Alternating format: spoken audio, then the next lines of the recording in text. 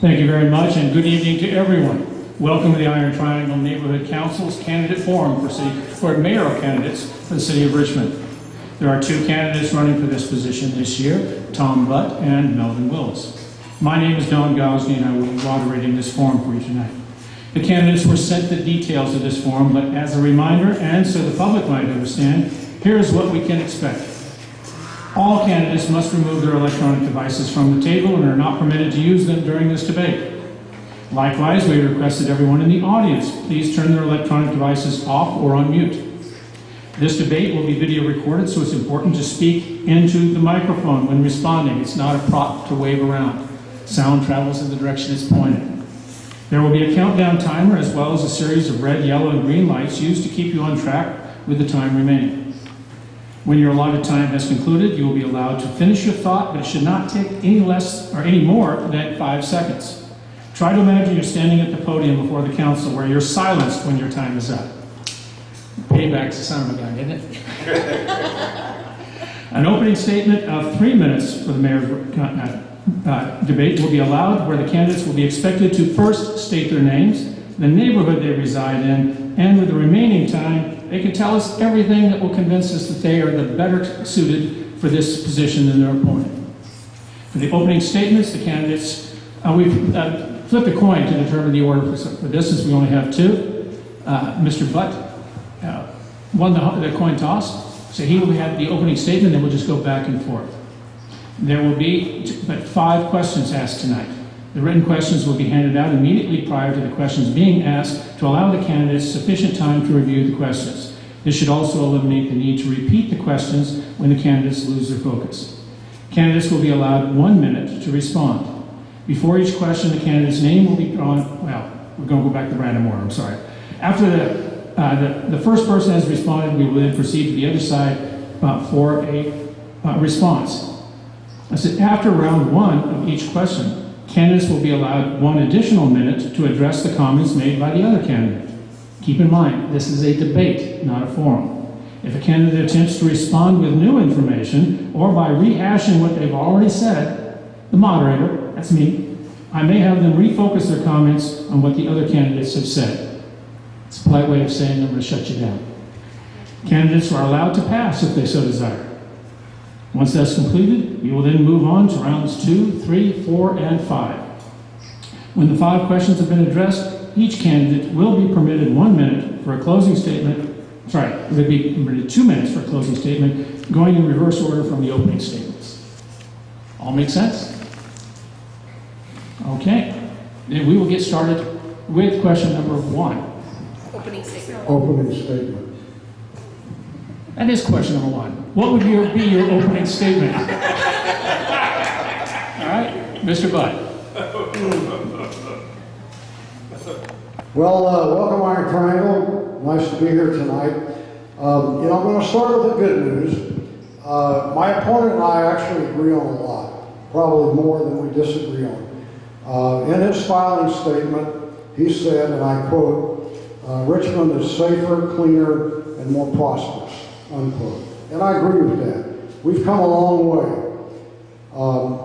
We have a lot of things to be proud of and be thankful for. Our unemployment rate is the lowest in Richmond history. Our crime rate's down. We've awarded over 1,300 scholarships worth $6 million to youth graduating from Richmond high schools. Ferry service is beginning in less than 90 days. We saved the Richmond post office. Look at the work we've done on the Richmond Greenway, which is the southern boundary of the Iron Triangle. It just keeps getting better and better. And we've gotten millions and millions of dollars worth of grants to improve that. So clearly we're going in the right direction.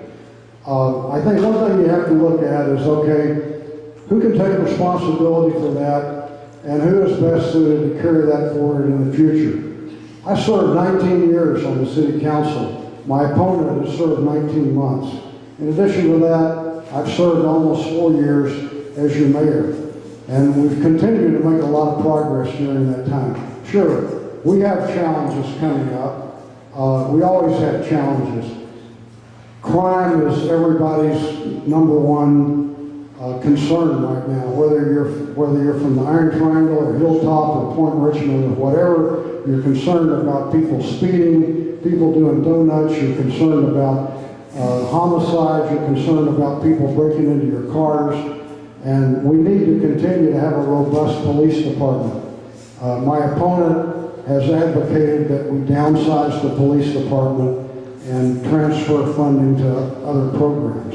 I don't think that's what people in Richmond want to see. So, again, I think as we move into the next 4 years, the real question is, do we have a crisis that demands a new mayor to take us in a new direction, or have we made the kind of progress that we just need to keep working on and continue to reduce crime, to reduce homicides, to increase jobs, and increase funding made available to provide all the services you want, which, by the way, comes from economic development. We have to build our economy. That's where our property taxes and our retail taxes come from.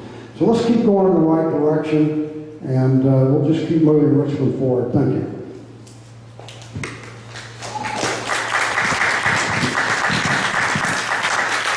Before we move any further, I don't think we need to have the microphone quite as close to the mouth. It's getting a little loud in here with a little bit of feedback, okay? Mr. Willis. Good evening, everyone, and thank you to the Iron Triangle Neighborhood Council and all the people that put this together. I'm glad to be able to come out and address y'all today. So my name is Nevin Willis, and I grew up here in Richmond. And for the past 7 years, how I got involved in this kind of work and how I'm the vice mayor right now is I became a community organizer. The issues that I worked on was about going door to door, really just identifying what are some of the problems happening in the neighborhood, but also at the same time, what are we doing to engage community leaders to come together to get power and numbers to address those issues with creative solutions. Some of the issues that I worked on were the foreclosure crisis, when there was a lot of predatory loans. We organized homeowners to fight back to get loan modifications and principal reductions to make sure folks didn't get foreclosed on and they could still be Richmond residents. In 2016, I was part of organizing, leading the effort to pass the first rent control measure in 30 years out here in Richmond, along with Just Cause for eviction protections, because surveying the community and talking to folks who are anywhere getting rent increases from $50 to $600 in 1 year, sometimes double the original rent, and they were being pushed out of the city of Richmond. Since I've been on the council, we established a homeless task force that I sit on to help facilitate to be able to come up with creative ideas to deal with our homeless situation. We're working on the safe parks and camping areas so we can actually have a safe place as opposed to random encampments popping up all over the place, and allocated $300,000 of in-lieu fee funds for homeless services. When I got on the council at first, the minimum wage was going to be $13 an hour by this year. I brought forward an item for consideration to adopt a $15 an hour minimum wage, and when it came back, it passed unanimously, and minimum wage would be $15 an hour by next year. On top of that, I've worked on the county level and state level. Countywide, we were able to pass a health care program to make sure that undocumented adults could get access to basic health coverage regardless of immigration status, just as long as they were residents in Richmond, and at the same time ended the practice of juvenile fines and fees being charged on youth that got caught up in the criminal justice system. A lot of youth were illegally charged, so we got the county to not only end that practice, but pay back the families that were illegally being charged.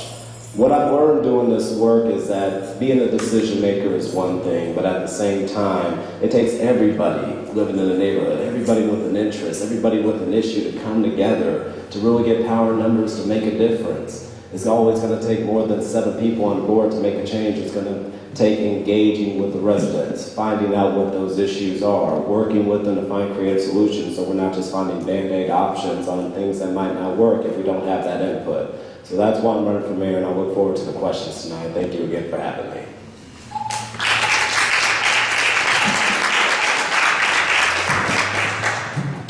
Before we actually get to the questions, I'm going to go back to your opening statements. We were sent this in advance.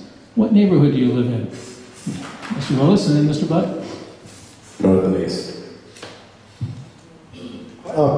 Point Richmond. What neighborhood do they live in? North and east. North and east? That's the one just down the street? I know where it is. I know where it is. It's in here. Okay. All right, let me reset the timer real quick, please.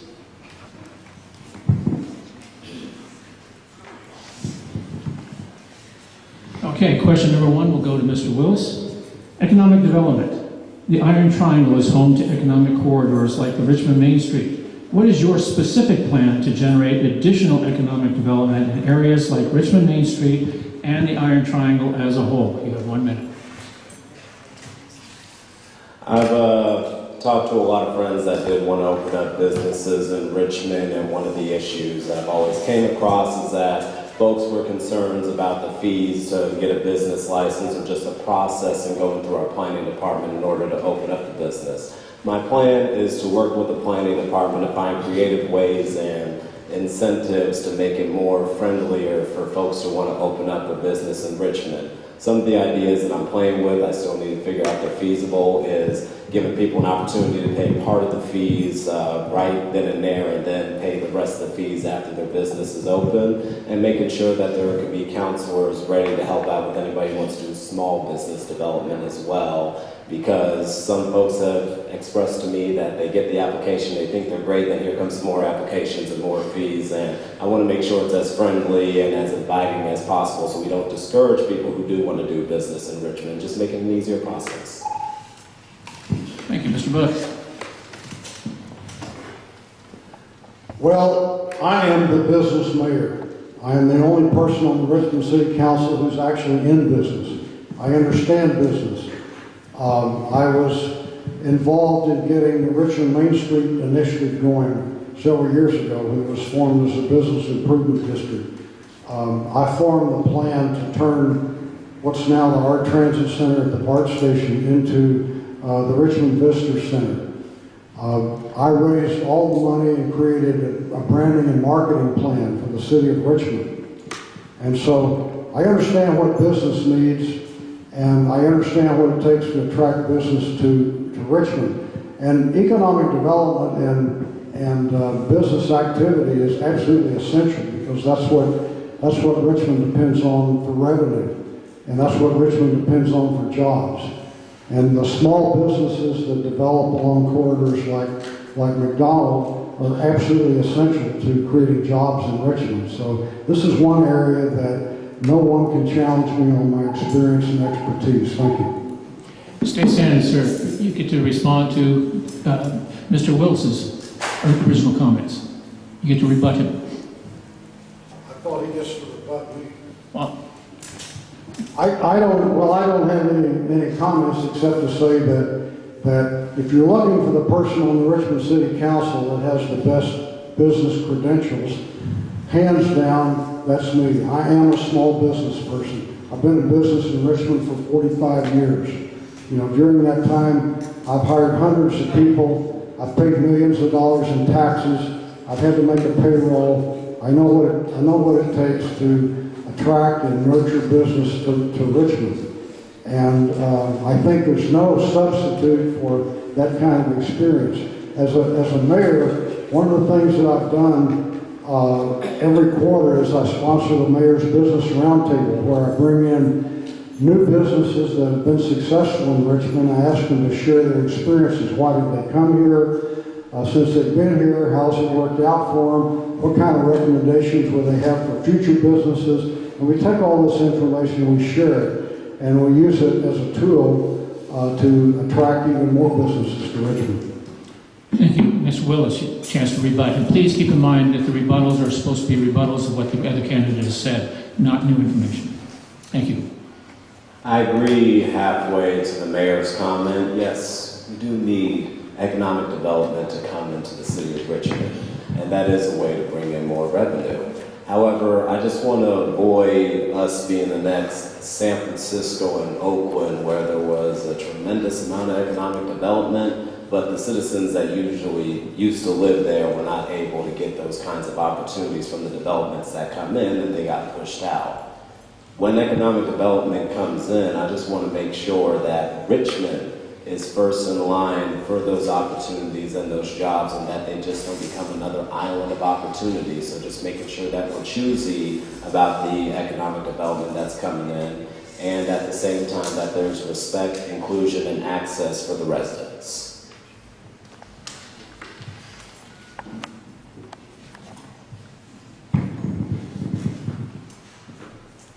Question number 2, we'll start with Mr. Butt. City Manager, on your first day in office, what will be your most important directive to the new city manager, and why? Well, first of all, the city manager doesn't work for the mayor, so I'm not going to give the city manager any directives. The city manager takes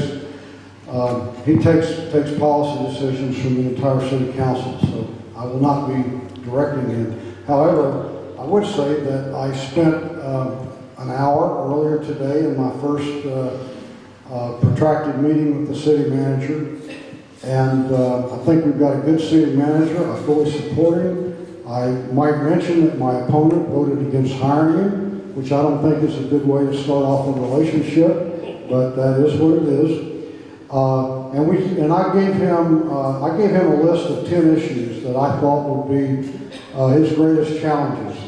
And we talked a little bit about each one. I don't have time to go through all of them, but one of them was Point Melati. Another one was Richmond's long-term financial sustainability.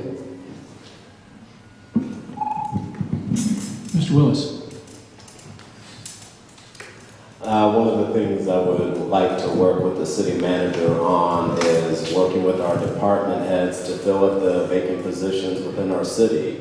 So far, door knocking and talking to workers within the city or folks trying to apply to the city, I hear a strain and a complaint that we have a lot of areas that are budgeted for to fill certain positions, but for some reason they don't get filled, and it puts a huge workload on a limited staff. So I would want to work with the city manager to get the department heads to fill those vacant positions, and at the same time hold our department heads accountable to that as well.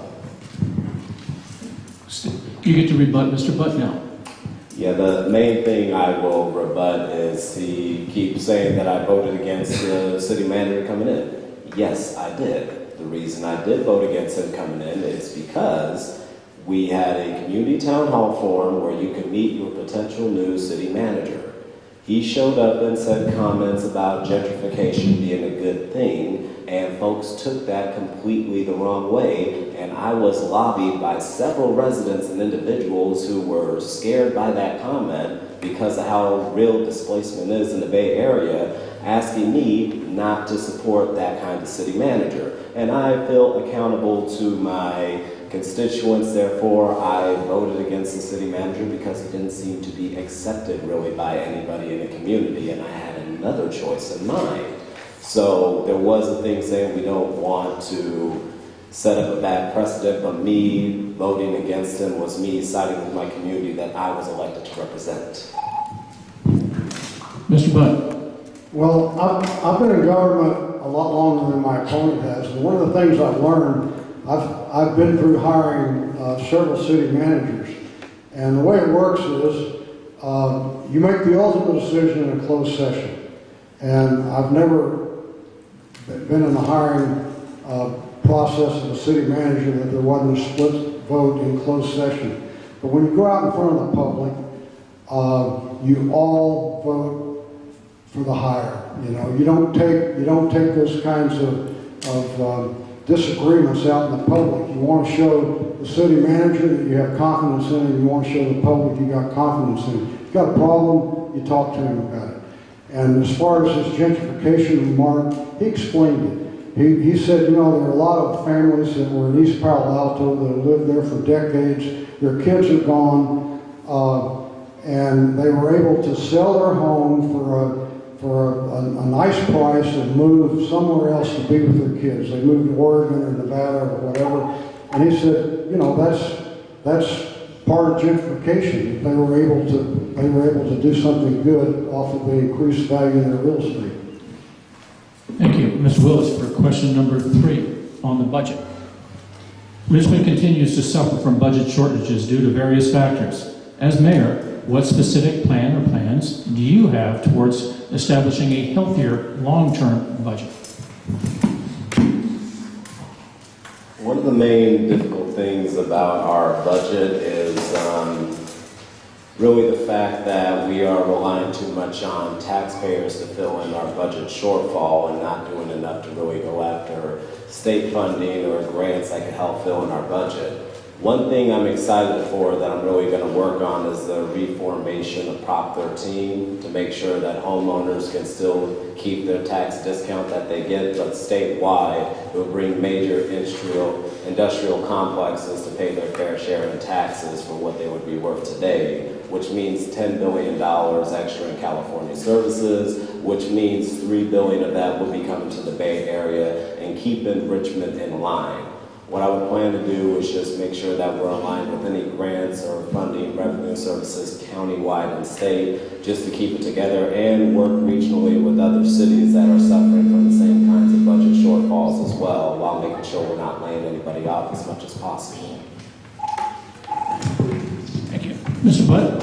Well, as you just heard, my opponent's solution to any budget problems in Richmond is waiting until Prop 13 is repealed. And you know, that's not even going to be on the ballot until 2020, and it would be a year or two after that you actually got any benefit from it, even if it happened. So, you know, I'm skeptical that that's something to depend on for dealing with it. You know, we do, like all cities in California, we've got a budget sustainability problem, and it's something we need to work on right away. We need to collaborate with our public employee unions and state government and try to find a solution. We're not alone in this. It's a problem that plagues all of California. And wishing for Prop 13 to be repealed as a way of solving it is, you know, it's just kicking the can down the road. But it's something we've got to deal with, and we've got to start dealing with it right now. Remain standing. You can get, although you've already touched on rebutting some of Mr. Willis's comments, you've got another 1 minute to finish rebutting it. Well, his only solution is to wait for the repeal of Prop 13, and I think that's again, it's just kicking the can down the road. We have a balanced budget now. But the projections are that within the next 5 years, even as soon as 2022, that our PERS pension costs and our OPEB will take as much as 40 or 50% of our budget, which means we've got three choices. We've either got to raise taxes and raise more money, or we've got to cut our staff. And it's a hard choice. And there's got to be something in the middle. We've got to start talking about it. We've got to start talking about it now. You know, waiting speculatively for something to happen with Prop 13 is simply not a solution that addresses it right now. Thank you, Mr. Willis. Chance to rebut. Yeah, what I couldn't help but notice is that there wasn't really a other counter solution besides raise taxes on people or cut our staff, which means cutting our city services. And what I will say is CalPERS is something that does affect cities all over California. So my solution to that would be working with the labor unions and regionally with other cities to see what is our best possible options and come up with a solution to deal with CalPERS. And yeah, I want to try to avoid raising taxes as much as possible because folks are taxed out. Every time there's a new tax measure, people get scared because it's like more money out of citizens' pocket. I'm trying to avoid that and represent that position with integrity as much as possible. And if there are tax measures taken, making sure I'm engaging with people about it first. But outside of what the mayor just said, he didn't really present a solution outside of raising taxes and cutting staff.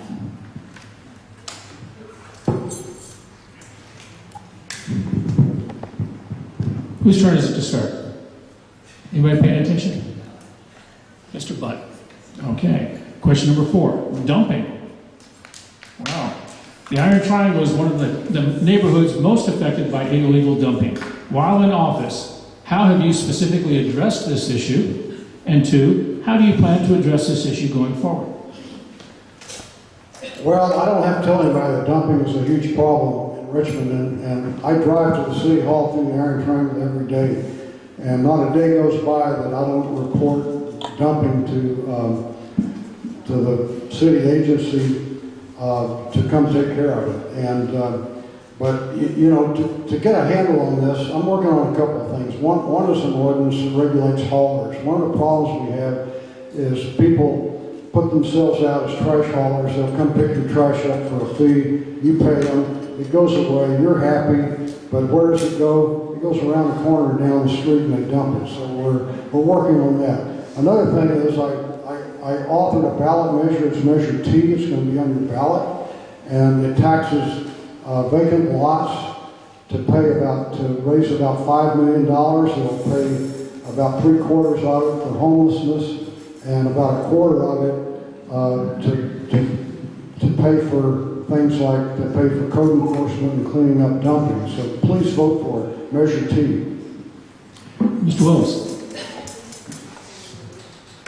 This question is actually funny because I just talked to our code enforcement director, Timmy Harris, and they just caught somebody in the act of illegal dumping who also admitted that they were dumped 2.5 times. So he's working with the district attorney's office to really prosecute the case and actually find some sort of fee or fine and actually make sure that that's publicized to discourage it as much as possible to show that, yes, we are watching, and if you get caught, this is going to be the consequence. It's been a difficult challenge to really identify who these illegal dumpers are, but he was able to identify them because of cameras that were set up in specific locations.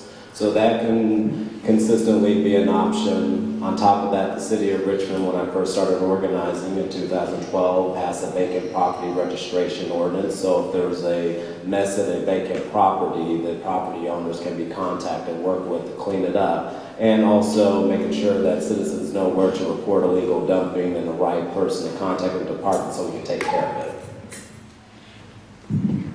And now's your opportunity to rebut, Mr. Butt. I actually have nothing to rebut on that. Okay, Mr. Butt. Well, one of the main problems with code enforcement is they're short-handed, and they just don't have enough people to deal with all the dumping that we have. And I just want to ask you guys a question. Anybody here own a vacant lot? Nobody, right? Anybody here want to do something really meaningful to help homeless people? If you do, raise your hand. Anybody here want to provide additional funding to strengthen our code enforcement to reduce dumping? Raise your hand. Okay. All of you should vote for Measure T. There's absolutely no reason in the world why you wouldn't want to vote for it and support Measure T and provide more money to deal with our homeless challenges and provide more money to increase our code enforcement so we can get a handle on this dumping. It really is a huge problem. And at this point, it's in your hands. If you can vote for this and we can get 67% of the vote, then we'll make we'll take a big chunk out of this dumping problem. Thank you.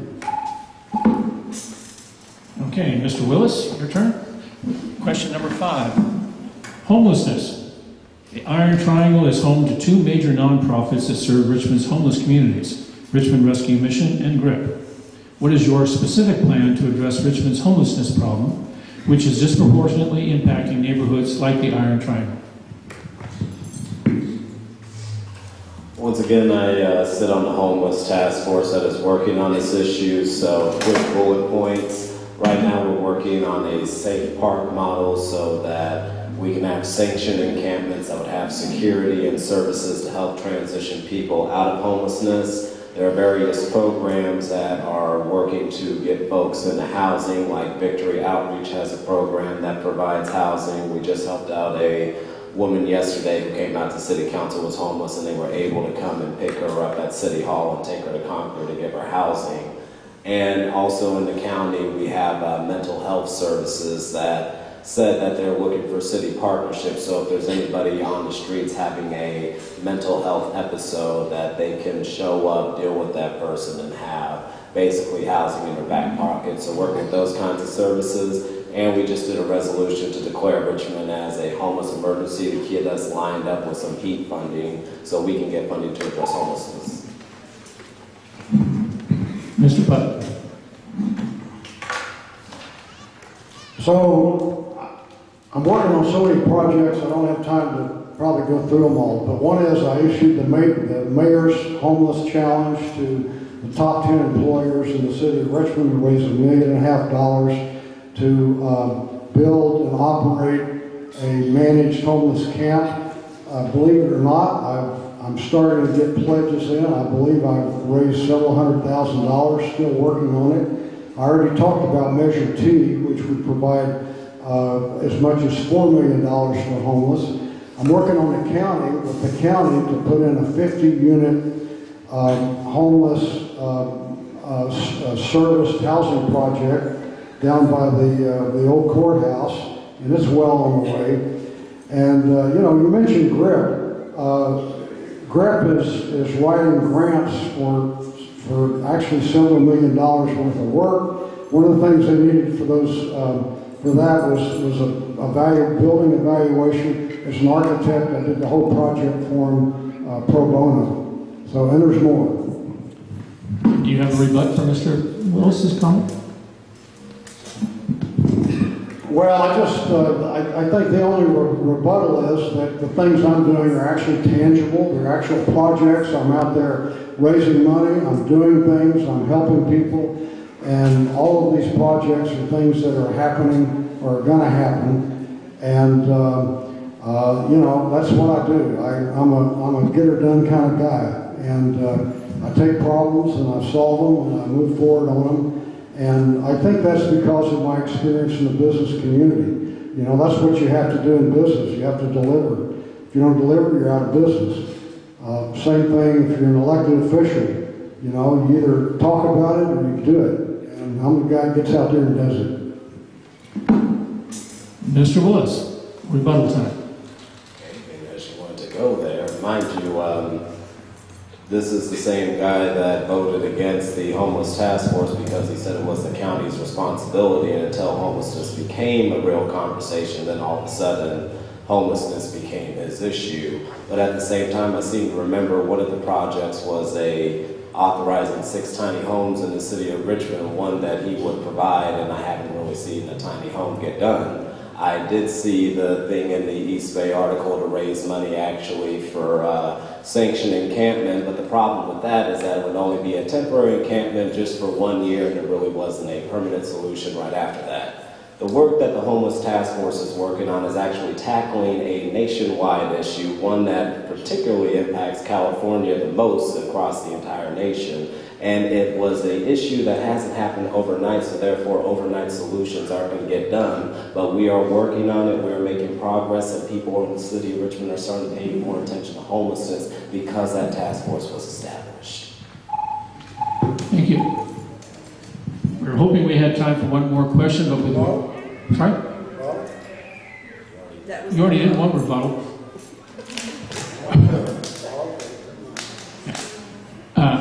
We were hoping for one more question, but we don't have time for it. Give me 2 seconds to start the timer, and we'll get into your closing statements. Which one first? You're first. Thank you. Give me a second.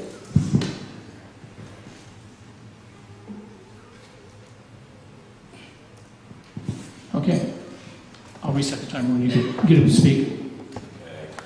Thank you again for coming out and having me this evening. So my name is Nevin Willis, and the issues I've been working on for the past 7 years, I recognize are issues that are way bigger than me. We're in an affordable housing crisis. We're in a jobs crisis. We're in a homeless crisis, a healthcare crisis, and even some of our undocumented population has been under attack because of some national issues. But beautiful things like passing rent control, like increasing the minimum wage to $15 an hour, like passing Contra Costa Cares to make sure those who are undocumented have access to affordable health care, all happened because we as public officials and community members came together to work on it.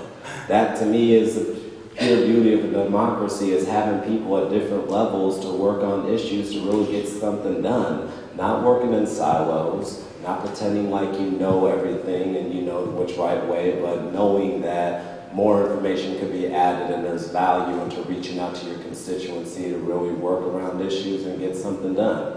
Every beautiful campaign that I've ever been a part of has always had community leaders involved in it, and it's important for public officials in a democracy to have community leaders be a part of that process. That's what I'm offering. I'm offering political willpower and working together within different neighborhoods, different issues, because Richmond, as small as it is, we are an incredibly diverse city with several different issues depending on where you come from.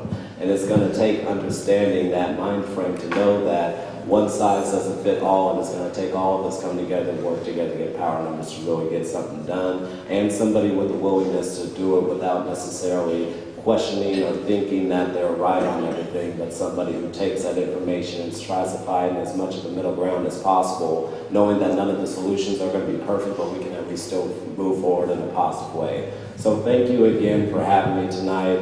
If you like what I have to say, please vote for Melvin Willis on November 6th.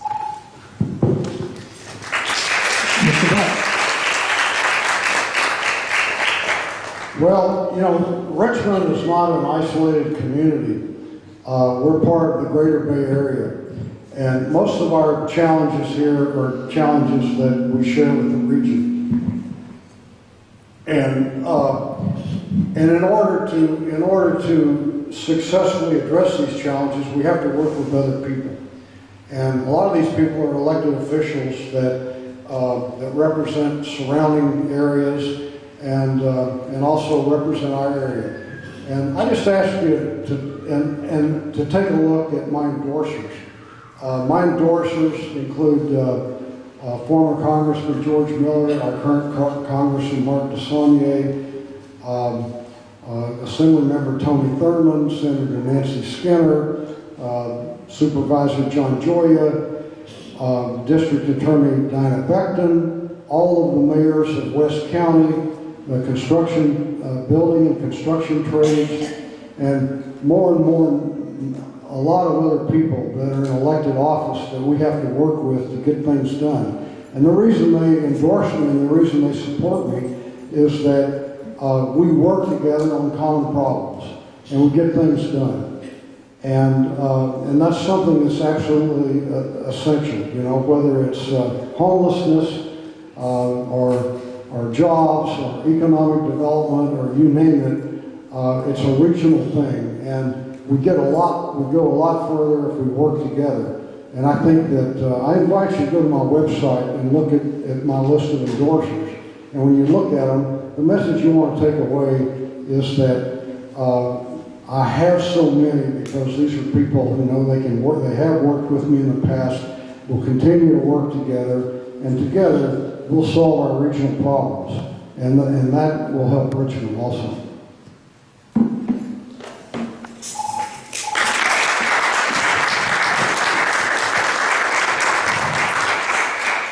We want to thank both of the candidates for coming out tonight and helping to inform us a little bit more about what you stand for, what you believe, and what we can expect of you.